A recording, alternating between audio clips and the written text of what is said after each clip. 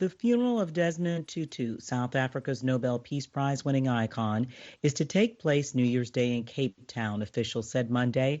The Archbishop of Cape Town said the service will be held at St. George's Cathedral, known during Tutu's guidance as the People's Cathedral, at 10 a.m., where his ashes will also be interred. The bells of St. George's tolled for 10 minutes at noon local time Monday, an homage set to be repeated every day until Friday. Tutu led numerous campaigns and marches against apartheid from the cathedral steps. Arrangements for the public to pay respect to him in the days leading up to the funeral have been announced but are subject to further notices due to possible COVID restrictions.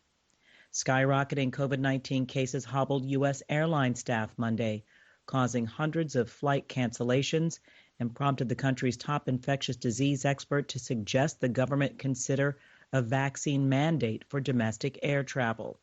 Like other businesses, airlines have struggled with staffing issues in recent days as the spread of infections from the Omicron variant kept pilots, cabin crew, and other workers who have fallen ill at home. It's unclear when things might return to normal. Some airlines are also reportedly offering bonuses to those who work more to cover for sick employees. North Korean leader Kim Jong-un this week opened a key ruling party meeting, state media reported Tuesday, a forum he has previously used to make major New Year policy announcements. The fourth plenary meeting of the 8th Central Committee of the Workers' Party of Korea was convened on Monday, state news agency KCNA said. The gathering of party and government officials comes as North Korea grapples with compounding economic crises. Somalia's president said Monday he had suspended the prime minister for suspected corruption, a move the prime minister described as a coup attempt. The exchange escalated a power struggle between the two leaders. The dispute, which has gone on for months, is widely seen as distracting the government from fighting an Islamist insurgency. President Abdullahi Mohammed accuses Prime Minister Mohammed Hussein Roble of stealing land owned by the Somali National Army and of interfering with the Defense Ministry investigation. In response, Roble said the move was unconstitutional and aimed at derailing an ongoing election. Iraq's top court Monday rejected an appeal filed by Iran-backed factions contesting the results of the country's parliamentary elections held in October. The development marked another boost for an influential Shiite cleric who had been confirmed as the winner of the vote. The appeal was submitted by the head of the pro-Iran coalition that lost seats in the October 10th vote. Earlier Monday, hundreds of protesters closed entrances to Baghdad's heavily fortified Green Zone in an anticipation of the court's decision. Military forces fanned out across the area and set up checkpoints in the city. The Green Zone hosts most foreign diplomatic missions, including the U.S. Embassy. There were no immediate reports of violence. U.S. authorities are monitoring dozens of cruise ships hit by COVID-19 cases. Several have reportedly been denied port in the Caribbean.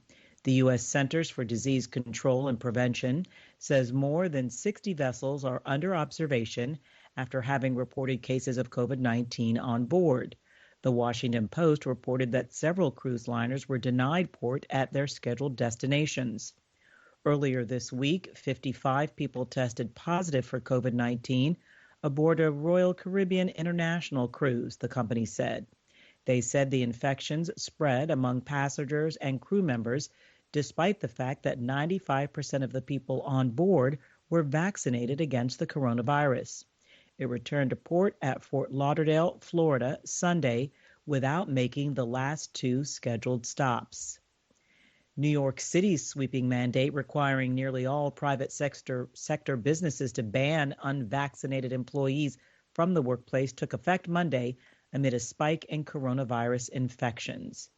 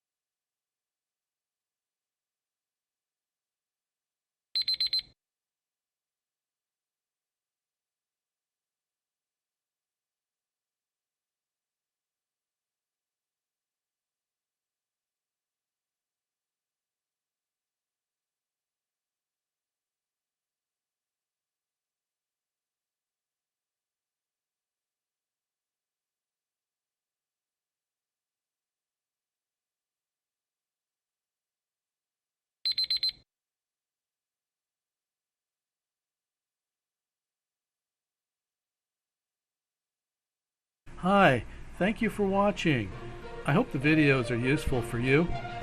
Please subscribe to my channel using the button below.